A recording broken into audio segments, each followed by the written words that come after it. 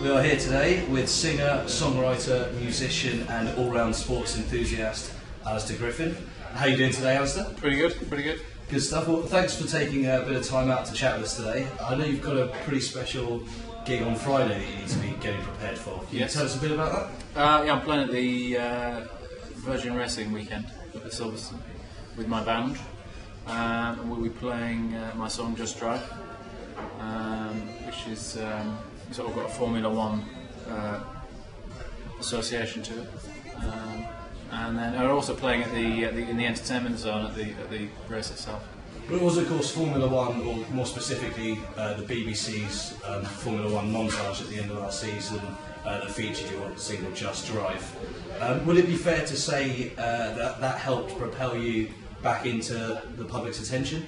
Yeah, absolutely. Yeah, and it was quite a sort of inadvertent sort of platform to be put on, because literally the week before I heard that the BBC were looking for a song to kind of round off their season. It had been a quite exciting season, obviously, and normally they'd probably pick something out of the chart that was current and whatever, but they were looking for something that would be different and a bit special, so I came up with my song Just Drive, and they picked it and used it, and it sort of took on a life of its own, because the F1 fans took it to their hearts. So are you a Formula One or motor racing fan yourself?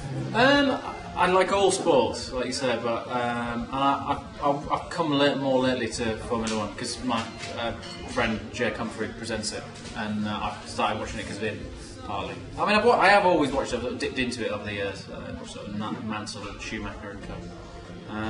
But yeah, I tune in every week now. Especially a bit more now. Yeah. Your upcoming album, Albion Sky, is due for release next month, is that right? That's right, yeah. It must have felt a long time coming. It's been a 7-year gap since your debut album. Is there any particular reason for that?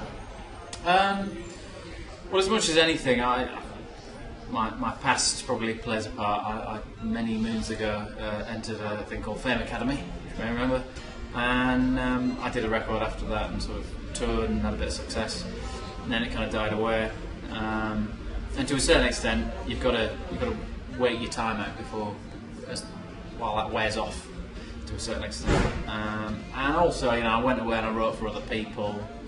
I set up my own little recording studio up north in York, and I've just been sort of slowly but surely developing another album. That's kind of why there was a gap. Of course, in the time between, you received quite a bit of recognition for your rendition, or your adaptation, shall I say, of Hallelujah. Of course, Mark Viduka. We all heard that.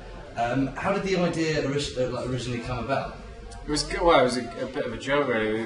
I was playing up at Middlesbrough. Middlesbrough was my team, and I was doing a gig, and I knew a lot of the players were going to be there. So we sort of started. We've been messing around with Hallelujah and sort of changing the words. It's quite an easy one to change the words to, actually.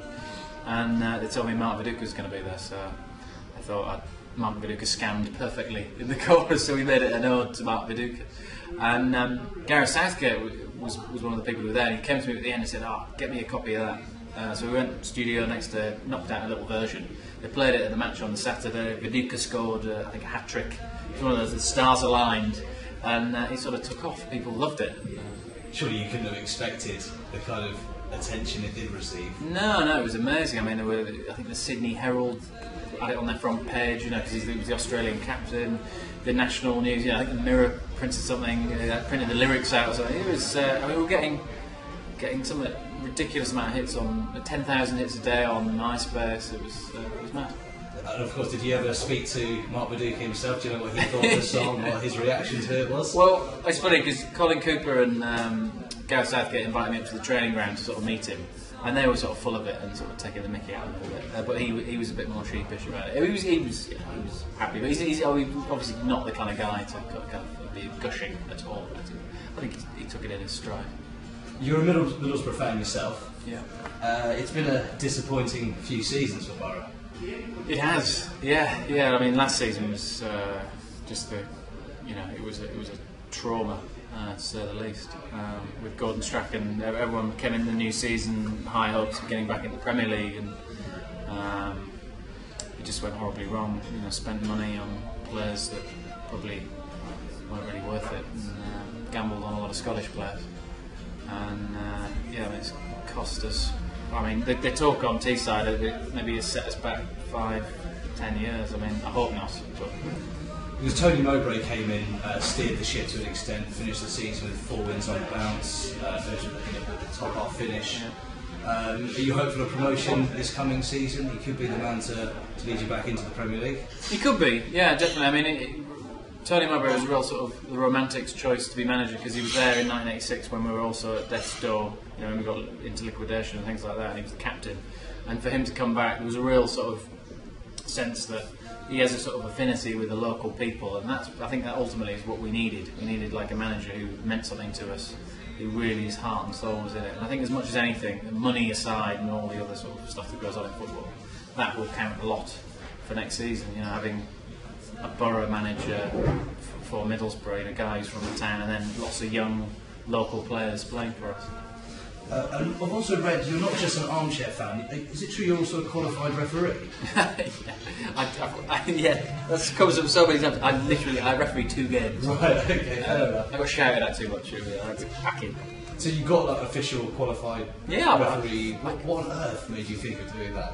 I don't know. I think I was becoming disillusioned with my career as a footballer, and oddly enough, my mum went and qualified as a ref because she was a teacher at school, and the blokes would always sort of say, "Oh, I'll ref, give me the whistle, I'll referee." And she said, "No, I want to do it." So she did it, and then she said it was quite easy. So I thought I'd give it a go. Football's not not the only game that you played as a kid. I also saw that you were a pretty useful tennis player growing up. Was it up to a regional standard? Or I played for the county a couple of times. Yeah, it was. It was one of the things I'm reasonably good at most sports, but tennis was probably the one I was best at. But it's such a lonely sport, you know, and the way the system is set up in Britain is like strange. You have to, even when you're like 8, you have to go around every single, you know, bloody tournament in the country and pick up ranking points. And it was quite strange, and I wasn't really up for that, so I packed in. Plus, I wasn't 6'5", and I didn't have a massive serve. I had the best backhand in the world, but no decent serve. And finally, last question. Again, correct me if I'm wrong. But I've also read you're an expert at making lemon curd. Is that true? I'm afraid it is. Yes. Yeah. It's a tradition in up in Yorkshire. There's lots of like little produce shows and agricultural shows. And I say it's a tradition. It wasn't a tradition for men to enter. So I thought I'd break the mould and go for the blue ribbon event, which is lemon curd making. But sadly, it's ruled by the Women's Institute and the WI. They have sort of mafia-like, FIFA-like stranglehold. They always win, and I never quite win. I think 3rd is the best I've done. It's a good effort. Tastes good.